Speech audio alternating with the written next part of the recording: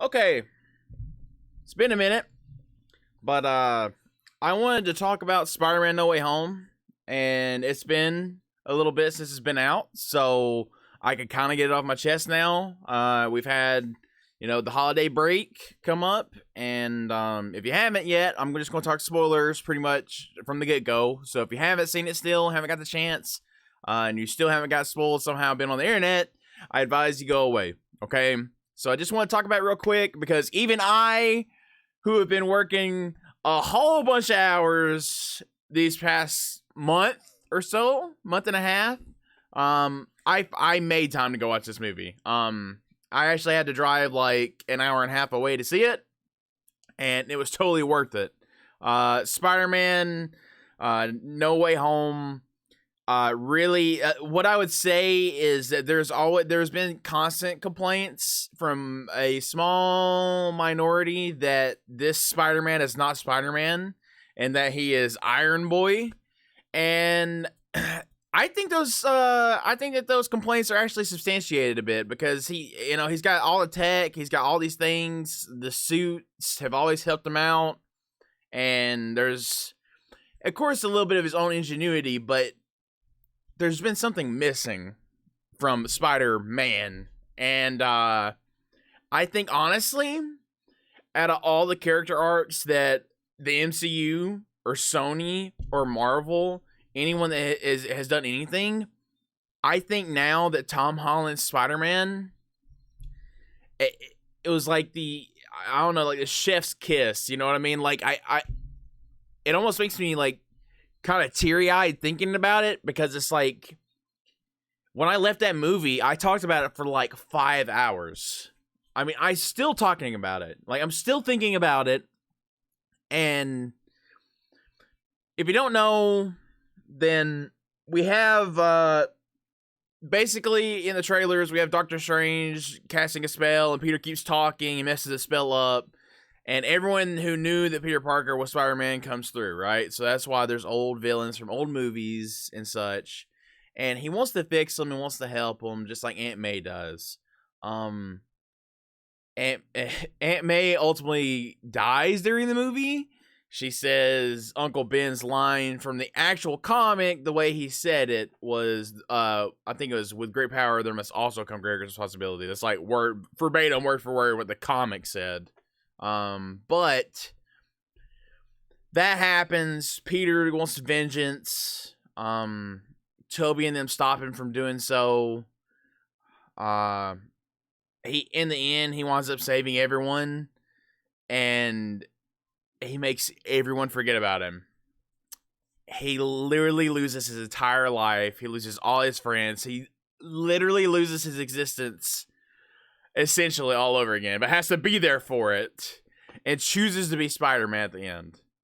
That decision to not talk to MJ and Ned at the end is as Spider-Man as it could get. I had chill bumps all the way up to my neck, man. I mean, I was like, that's Spider-Man. Like, this is Spider-Man now. Like, no more Iron Boy talks. It's over. So I think with the only character that is more tragic than Tom Holland's Spider-Man, in my opinion, is Thor. But with the problem with Thor is they've now injected so much comedy, and I'm sure the next one will have just as much, right? Will have just as much as the last movie. Is Thor is the most tragic character the MCU has. But he's also one of the biggest comedy acts, which is, I mean, it's hard to have both, right? I mean, if you don't think on a deep level about it, you're like, oh, okay, just watch it and get by with it. But when you start really thinking about it, it's like, that is not, I don't think that's how Thor would be, especially after everything that's happened, like, and going forward, like, I mean, what is there to do? You know what I mean? Like, almost all Asgardians are dead. All your parents are dead. Your brother's dead. As far as he knows, your brother's dead. I mean, you failed essentially everything. So I don't know. But going forward, what do we go with Spider-Man? And it's weird because the way it's written is they literally could have had Tom Holland not come back. Like, it's like it was an open door. It felt like they could have it where Tom Holland doesn't come back. And maybe we just have Spider-Man. And we don't see his face. I don't know. Until they age him up a little bit more or something. I don't know. I don't want that. I think Tom Holland is like... I think if all the reports are right and he is signed on to do more, he's getting at that exact right age that he should be now. Like, his actual age is where, you know, the little time skip, Spider-Man in New York doing all this stuff, from his own apartment, working, all that kind of stuff, you know what I mean? Not just the kid thing. Because I think ultimately, you do have to start off with Spider-Man as a kid, because that's when it happened. You know what I mean? You have to start off with him as a kid, but now he becomes Spider-Man in more than one way, right? Like a man in multiple ways. It was... And I will also say, like, with the other Spider-Man coming in, seeing all the old villains and everything show up in there, and then the like, little teaser trailer where, like, they messed up and they didn't edit out Lizard getting punched in the face when no one's actually there. There had to be the other two in it, right? There had to be. But they stayed off of it so much that there is that little bit of doubt in my mind. I was like, what if it's just some other character, right? Like, what if it's just some other rando? Or what if it's Strange there? You know what I mean? Like, what if? What if? There's that little bit of doubt. So it's just that much more rewarding when Ned opens the portal and I saw the silhouette of Spider-Man turn around and I saw those lenses, the eyeballs. And I knew instantly it was Andrew Garfield. And I was like, yes! You know, like in my head, I was like this in the seat, like, but there's a lady across the theater. She was like, oh, you know, so people were clamoring for it. It was such a good move. I'm really glad they brought him back. And of course, Toby coming back with it. I mean, it's just, I really like the dynamic that they had with them. They didn't have to make the movie about them. I think they're probably, I would say they're on screen maybe 20 minutes, something like that. And they did as much with them as they needed to lift and accentuate Tom Holland. And speaking of which, like, the villains and everything, like, I like literally everything they did in this movie better than the originals.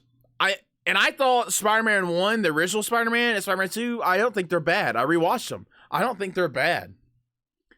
But I like everything that they did better. I like it all better. How is it possible? I went to this movie, I was like, this is going to have impossible expectations. Impossible. There's no way this movie is going to even get close to these expectations I have. And I came out of the movie just mind blown. Like, I mean, how do you make 8 solo Spider-Man movie and this is the best one? My buddy said, hey, it's amalgamation. It's everything works to this point, and that's true, but you still gotta land that ship, brother. You still gotta land that plane. And they did, by God, they sure did. I mean, hats off to everybody involved. I mean, I have not felt like that watching a movie in a long time. I mean, that is... I'm excited. This has made me super excited for MCU going forward, right? All these things they've been releasing on Disney Plus, Loki, Black Widow, Shang-Chi was good. But, you know what I mean? Like Captain America, the Falcon, all that is a drop in the bucket. It's more par for the course. There's some cool stuff. This has made me excited. Like, Far From Home has me excited all over again. I'm like, please, just give it to me. Inject it, man. This is it. If I had a theater close to me, the very next day I would have went and watched it again. I would have went and watched No Way Home right over again. As soon as I got out of the theater, I went to go eat at a restaurant, and I was telling my waiter, I was like, have you seen it? He's like, no. I said, you need to go watch it when you get off work. I was like, have you seen them? He's like, I've seen a bunch of them. I'm like, you need to go watch it. That's it. So anyways, but the villains, I don't want to stay on them too long because I want to talk about the main one. Okay? Sandman, done better. Well, I don't think Sandman was done bad in the original, but done better. Electro, done way better. Lizard kind of got the shaft, but it's a lizard, dog. Come on. You know, I mean, I'm sure there's fans of the lizard, but it's a lizard, man. Dr. Octopus delved a little bit deeper into the character. Who else? Oh, my mind is drawing a blank. Who else was there? It was Electro, Doc Ock, Lizard, Goblin. Is there only 4 of them? I reckon there were, wasn't there? Am I really drawing a blank? There's 4 villains. 2 from the old, 2 from the new. 3 from the old.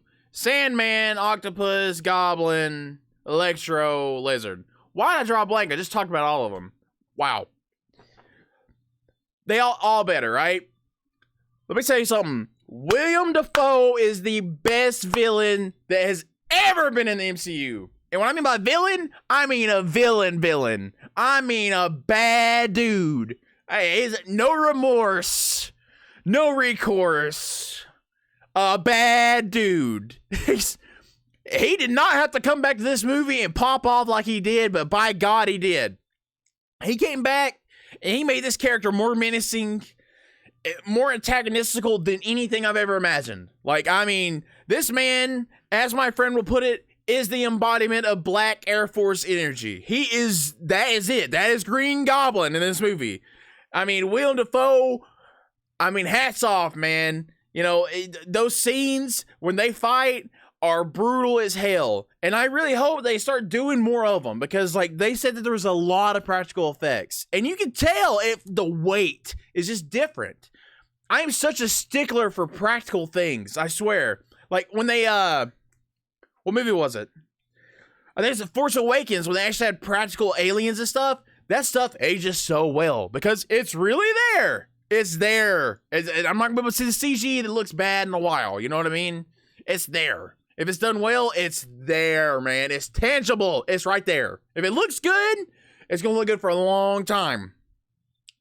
So the fights have an actual weight and then people actually doing things like, I mean, it might be one of the better fights of the MCU.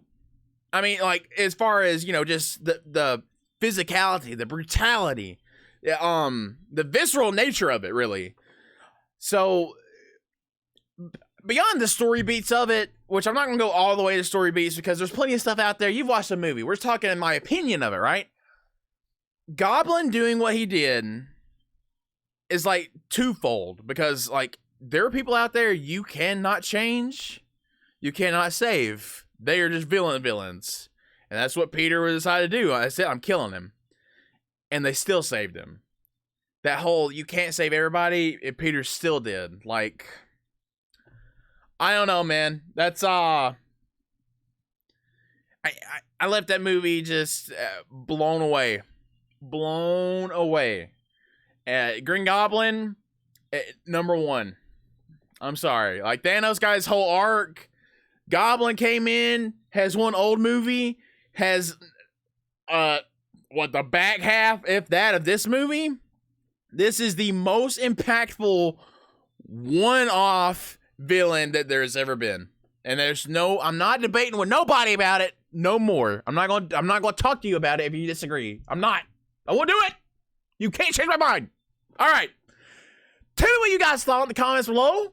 Leave a like for me and appreciate it if you subscribe because we got a goal of 1,000 subs. I think we're like 300. So appreciate it. I'm fucking worn out from work, just so you know. And it's probably going to be a minute for a recoup and start getting back on the train. But my work schedule should be getting back to normal soon. So hopefully 2022 is our year. We say it every year. 2021 is my year. 2022, my year. We'll dial it in. So, all right, guys. Thanks for watching. I'll see you next time.